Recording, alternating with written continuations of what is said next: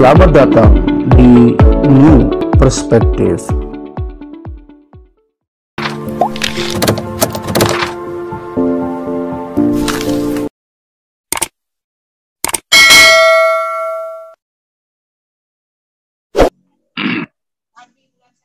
Terima kasih. Bismillahirrahmanirrahim. Assalamualaikum warahmatullahi wabarakatuh. Alhamdulillahirabbil alamin wa bihi nasta'inu ala ridni waddin. Wassalatu wassalamu ala asyrafil anbiya wal mursalin wa ala alihi wa sahbihi ajma'in. Amma ba'd. Rekan-rekan saya, para sahabat, Ketua Pembina Ponpes At-Tahwil, saudara saya Pak Abdurrahman,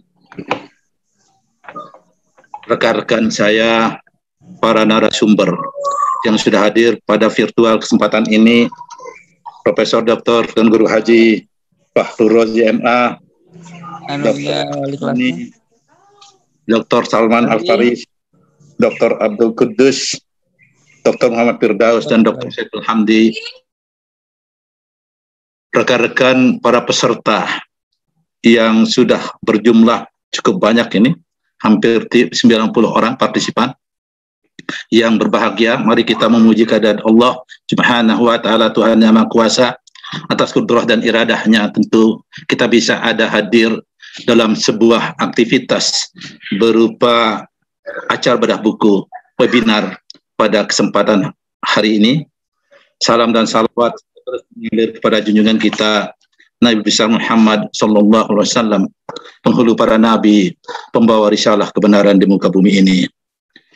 Bapak Ibu yang kami hormati, terkait dengan bedah buku dari salah seorang sahabat karib saya, almarhum Muhammad Husni Mu'az MA PhD, dengan judul Interaksi Tuhan Manusia dalam Komunikasi Al-Quran, tinjauan berdasarkan pragmatisme linguistika. Bapak Ibu yang saya hormati, kalau kita mencermati apa yang sudah ditulis ini, tidak bisa tidak kita mengatakan bahwa ini adalah sebuah karya yang luar biasa. Oleh sebab itu, tatkala kita ingin menelusuri, membedahnya, masuk memberikan resensi di dalamnya, maka tidak ada lain bahwa saya sangat respect terhadap semua ini. Tampilan atau performance buku ini juga sangat luar biasa. Bahwa dia disajikan dengan begitu sederhana, judulnya begitu menarik perhatian, sehingga memungkinkan untuk orang mau mencari tahu lebih dalam. Ini termasuk layout dan sebagainya. Nah, ini karena bedah buku kita harus singgung performanya dulu sedikit. Jadi performance tampilan dari buku ini memang sungguh-sungguh sesuai dengan perkembangan zaman. Saya mengatakan bahwa tampilannya mampu beradaptasi di tengah perubahan yang dahsyat sekarang ini, di tengah kita berada pada society 5.0 atau industri revolusi industri 4.0. Yang menarik pada tampilan buku ini, ya, bahwa di bagian covernya ini, di bagian sampulnya, ada semua abstrak yang disajikan di sana, yang bisa menjadi kunci pembuka hasrat atau minat para pembaca untuk mau terjun menelusurnya lebih jauh. Saya sangat hargai ini. Jadi oleh sebab itu buku ini menjadi sesuatu yang menarik. Secara substansial, ini juga tidak kalah menariknya. Karena apa? Karena buku yang disusun oleh almarhum Muhammad Husni Mu'az MA PhD ini mengungkap persoalan-persoalan aktual yang barangkali oleh banyak orang tidak sempat berpikir ke arah sana. Bayangkan persoalan interaksi Khalik dengan hamba, Tuhan dengan manusia, dan dilihatnya sebagai sebuah proses komunikasi hanya ditinjau di perspektif berdasarkan kaidah-kaidah linguistika. Ini sesuatu yang tidak banyak, paling tidak menurut saya. Mungkin karena saya yang tidak banyak tahu, sehingga saya katakan tidak banyak lah. Oleh sebab itu, maka secara substansial kembali, kita melihat bahwa bahasan deskripsi yang dituangkan di dalam buku ini sebagai sebuah ide dan pemikiran, ini ternyata sangat komprehensif dari perspektif yang digunakannya. Kemudian penyajian dari konten atau substansi yang disajikan oleh pengarang atau oleh penulisnya ini ternyata sangat-sangat terstruktur. Tulisan ini menggambarkan sebuah hierarki nalar, hierarki rasionalistik, cara berpikir seseorang, ya, dari bagaimana kita melihat bahwa ada komunikasi primer atau komunikasi sekunder atau interaksi primer, interaksi sekunder antara Tuhan dengan manusia yang disebutnya sebagai pihak pertama, pihak kedua, kemudian ada pihak ketiga. Di dalam buku ini semua disajikan dalam sebuah relasi keutuhan yang sangat mesra, ya, yang sangat mesra. Kemudian secara langsung pada tinjauan yang disajikan dalam bab-bab berikutnya memperjelas kembali aspek-aspek yang dibahas di antara pelaku-pelaku yang telah disajikan di dalam bab pertama. Inilah menariknya buku ini. Jadi misalnya pada bab 1 tentang konsep perspektif ketiga, kedua, dan komplementasi di antara keduanya. Lalu pada bab kedua dihadirkan ulasan atau penjelasan tentang Tuhan sebagai pembicara. Dalam hal ini Tuhan sebagai pihak pertama. Nah, dari ruang ini pun kita memang masih bisa meninjau kembali dari banyak aspek, sehingga kajian-kajian ini memberi peluang untuk munculnya kajian baru untuk menghasilkan hipotesis berikutnya, yang kemudian inilah yang merangsang pengkajian, riset yang berkaitan dengan aspek-aspek interaksi Tuhan manusia ini secara lebih luas. Terus pada tinjauan berikutnya bab 3, setelah ditunjukkan di sana pada bab 2 bahwa Tuhan sebagai pembicara, sebagai pihak pertama, ternyata dideskripsikan lagi bagaimana Tuhan itu sendiri. Nah, ini memang kita agak berpikir fleksibel di dalam hal ini, ya, artinya aspek-aspek dogmatis tetap kita junjung tinggi sebagai sebuah proses keyakinan kita, akan tetapi yang kita kaji ini adalah produk-produk dari sebuah ide atau karya berpikir. Nah, bayangkan di bab ketiga lalu tulisan ini mendeskripsikan Tuhan sebagai pihak pertama agar memperjelas bagaimana tadi dari inti proses yang ditinjau itu adalah yang sudah disajikan secara lugas tuntas pada bab pertama. Kemudian di terakhir ternyata buku ini juga tidak puas, dia hanya sampai mendeskripsikan para pihak yang berinteraksi di dalam kajian. Akan tetapi dihadirkan kembali bagaimana proses atau bentuk speech, jadi tindakan berbicara istilahnya dari penulis di sini, Tuhan di dalam Al-Quran itu. Nah, para narasumber, Bapak Ibu peserta bedah buku yang sangat-sangat saya banggakan, kalau kita berbicara selama ini tentang kalam suci, berbicara tentang kalamullah, Al-Quranul Karim yang sangat suci ini, sering sekali ada di perasaan kita, di benak kita ada sebuah ketidakbebasan. Mengapa muncul ini? Karena kita mengkhawatirkan diri kita untuk jangan-jangan kita menabrak dinding-dinding kesucian itu, yang kita akhirnya menganggap diri kita melanggar etika dan estetika Qur'ani itu sendiri. Itu sebabnya kenapa saya sangat begitu respect tentang ini. Ternyata penulis almarhum Dr. Muhammad Husni Mu'az, dia mencoba dengan keberaniannya mengemukakan bahwa sampai dia mengatakan bahwa ada interaksi langsung di dalam firman-Nya itu adalah Allah Tuhan Yang Maha Kuasa berbicara. Maka tatkala hambanya manusia kita ini membaca Al-Quran, maka kita sedang berbicara dengan pihak pertama. Kita sedang berbicara dengan Tuhan. Kita sedang berdialog dengan Allah.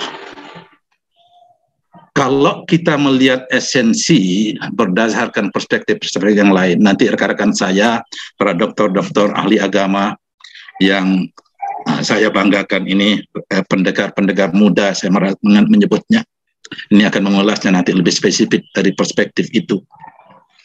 Al-Quran ini kan adalah kitab suci. Al-Quran ini adalah firman Allah, sehingga dia menjadi kitab yang kita sebut dengan Al-Quran itu adalah karena ia merupakan kompilasi dari firman-firman itu. Maka disebutlah dia dengan kitab. Ketika kita hadirkan Al-Quran sebagai sebuah kitab yang merupakan kompilasi firman Allah, maka kitab ini akan berubah maknanya sebagai sebuah paket informasi atau paket pesan. Paket pesan atau informasi inilah yang kemudian dikomunikasikan. Ya, dikomunikasikan pertama kali disampaikan melalui, sebelum dia menjadi kitab tadi masih dalam ayat-ayat, kemudian berkembang menjadi suhuf, kemudian berkembang menjadi kitab. Kan proses diseminasinya ini kan dari Allah Subhanahu wa taala langsung kepada baginda Rasulullah sallallahu alaihi wasallam melalui perantara malaikat Jibril. Maka ini adalah proses pertama dalam diseminasi firman Allah tadi. Nah, sehingga setelah itu, setelah kemudian disampaikan, maka pada saatnya setelah dikompilasi, jadilah dia kitab Al-Quran ini. Kemudian Allah telah menjelaskan terlebih dahulu, sebagaimana pada pembukaan ayat surat kedua, surat Al-Baqarah, Alif Lam Mim, Dzalikal kitab la raiba fih, hudal lil muttaqin. Sangat tegas di sana adalah kitab ini tidak ada keraguan padanya, petunjuk bagi orang-orang muttaqin, petunjuk bagi orang-orang yang bertakwa.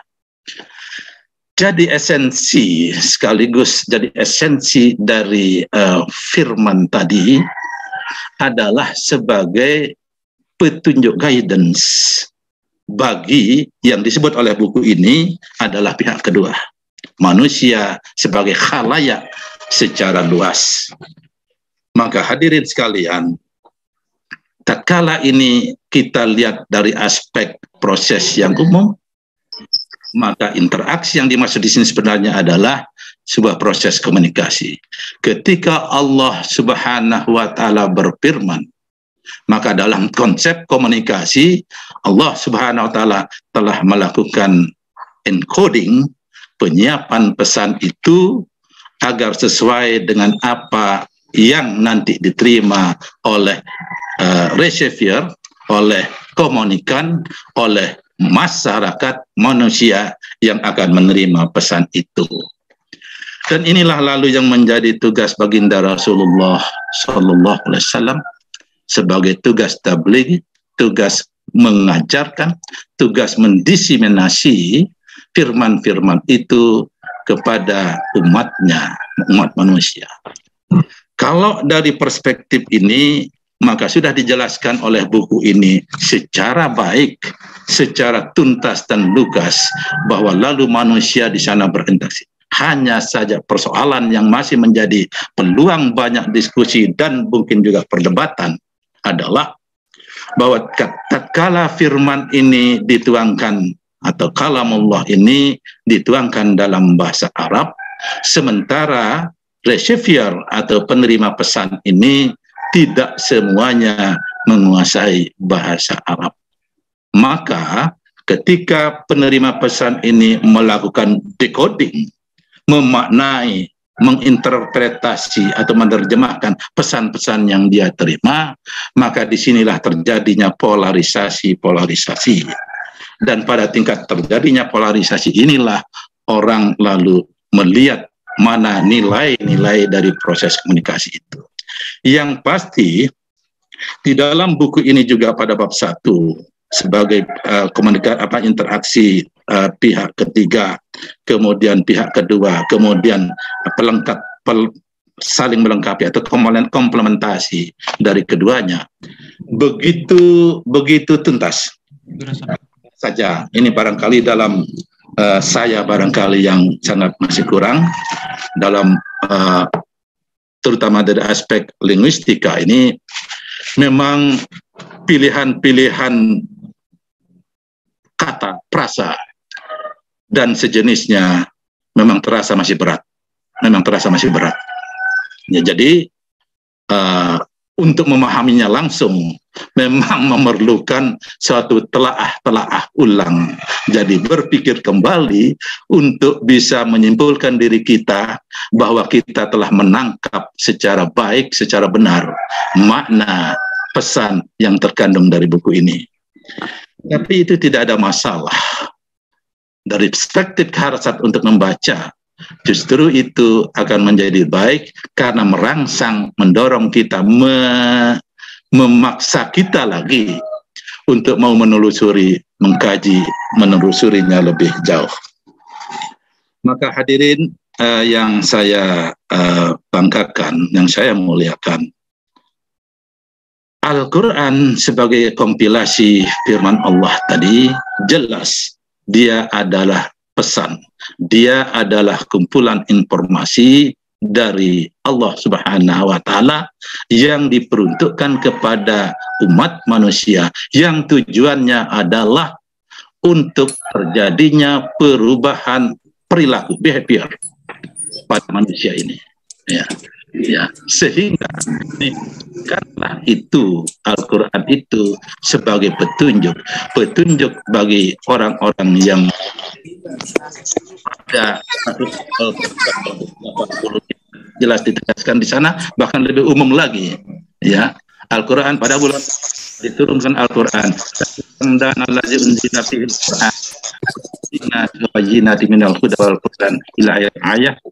Ya, dikatakan di sana bahwa bulan Ramadan adalah tempat diturunkannya permulaan Al-Quran, petunjuk bagi manusia dan penjelasan atas petunjuk itu. Nah, penjelasan atas petunjuk itu mampu diungkapkan di dalam buku ini juga dalam kaidah-kaidah komunikasi yang sangat interaktif. Oleh sebab itu, apa yang saya sampaikan tadi, ketika ini kita pandang sebagai sebuah kompilasi firman Allah, ya, yang kemudian menjadi pesan, maka tujuannya adalah untuk terjadinya perubahan perilaku. Maka setelah manusia yang membaca atau menelaah, mengkaji Al-Quran dalam berbagai macamnya, melakukan decoding, pemaknaan, penafsiran, pemahaman, dan seterusnya, maka dia akan melakukan respon, feedback dalam bahasa komunikasinya, ya, dalam bentuk sebenarnya yang diharapkan itu adalah perubahan perilaku. Nah, disinilah buku ini memperjelas bagaimana pola-pola, struktur, dan tipe-tipe bahasa yang dipilih oleh pihak pertama Tuhan agar di dalam komunikasi interaksinya kepada hambanya yang dibutuhkan dua perilaku itu bisa dilakukan perubahan secara mendetail secara apa ya, Allah SWT yang Maha Kuasa. Jadi komponen perubahan perilaku ini di dalam buku ini juga dijelaskan, diuraikan sangat-sangat lugas ya, bahwa ada 3 sentuhan di dalam kerangka respon manusia sebagai pembaca, sebagai orang yang secara asimetris berkomunikasi dengan Tuhan. Yang pertama adalah ada pada domain kognitifnya, pengetahuannya, sehingga Al-Quran sebagai sebuah sumber informasi, akan menyebabkan pembacanya, dalam hal ini umat manusia, wabil khusus umat Islam, ya, akan terjadi perubahan perilakunya. Yang pertama adalah pada domain kognitif, pada domain pengetahuan, sehingga dia dari tidak tahu menjadi tahu. Dari tidak tahu menjadi tahu tentang informasi ketauhidan, tentang informasi akhlak, tentang informasi yang lain-lain, fikih, yang semuanya, hukum dan sebagainya, yang terkandung di dalam Al-Quran itu. Yang kedua, komponen perilaku yang diharapkan berubah menjadi lebih baik itu adalah pada domain afektif, afeksi, sikap, emosi, rasa, ya, hasrat dan sebagainya. Sehingga manusia yang membaca atau umat Islam yang membaca Al-Quranul Karim ini dapat berubah setelah dia tahu, lalu menjadi tertarik, menjadi mau, dari tidak mau menjadi mau, menjadi suka, dari tidak suka menjadi suka, ya. Jadi menjadi berharap, dari tidak berharap menjadi berharap. Semuanya adalah dinamika afeksi. Di tulisan ini juga disinggung itu secara lebih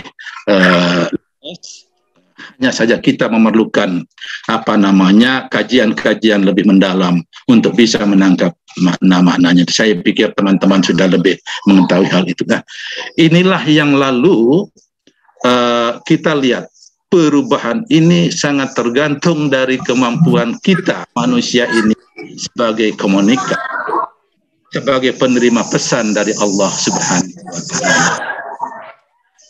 Dan yang ketiga, perubahan perilaku ini adalah pada aspek kognitif, pada aspek psikomotorik yang merupakan sebuah tindakan. Jadi, memaknai, mengikuti pesan-pesan Al-Quran sebagai petunjuk, itu berarti bahwa kita akan mewujudkannya dalam bentuk perilaku, mulai dari pengetahuan kita, sikap kita, dan tindakan kita.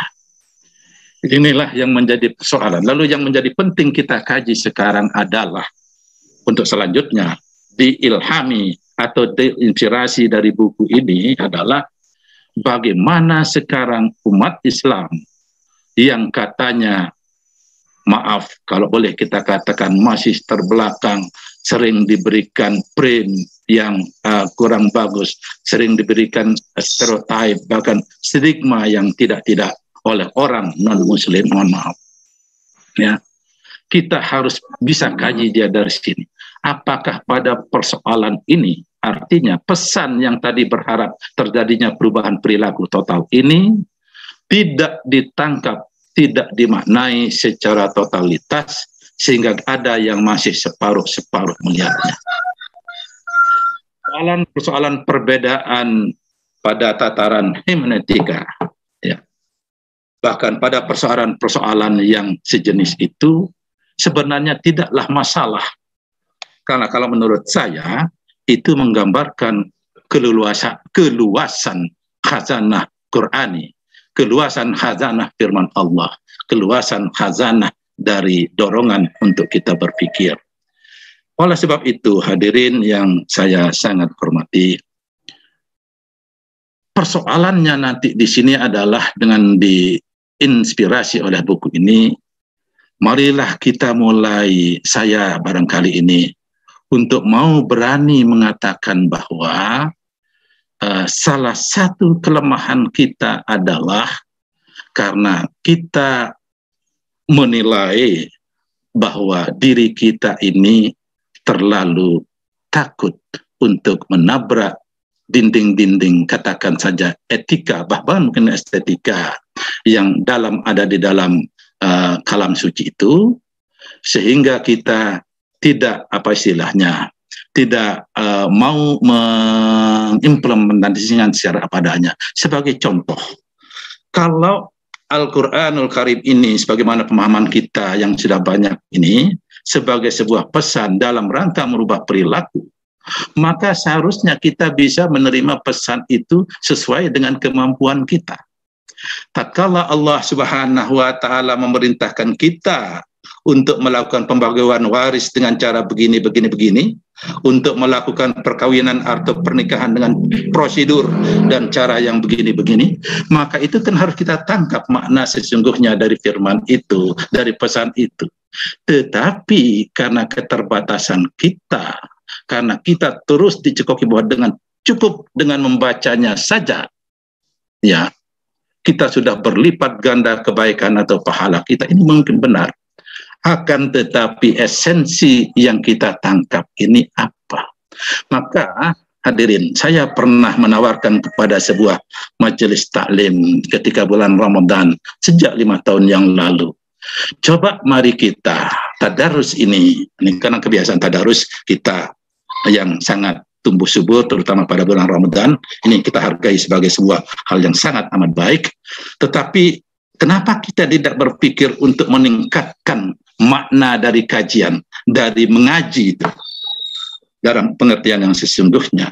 Misalnya kalau sudah khatam, katakan pada 5 hari pertama bulan Ramadan khatam, katakan, kenapa coba tidak ditingkat? Ini saran saya waktu itu, mari sekarang kalau kita sudah khatam membacanya doang, karena kita tidak bisa menangkap makna apa-apa di sana, kita hanya mendengar diri kita mengaji, ya, tetapi kita tidak mampu menangkap pesan apa yang disampaikan itu.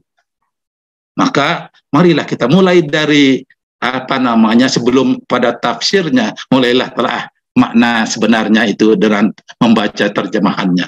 Misalnya surat Al-Fatihah, ini loh maknanya, sehingga yang kita baca itu artinya ini masuk enggak dia di kognisi kita, lalu tersentuh enggak afeksi kita, lalu kita wujudkan enggak di dalam tindakan kita setelah itu pada komponen-komponen perilaku itu.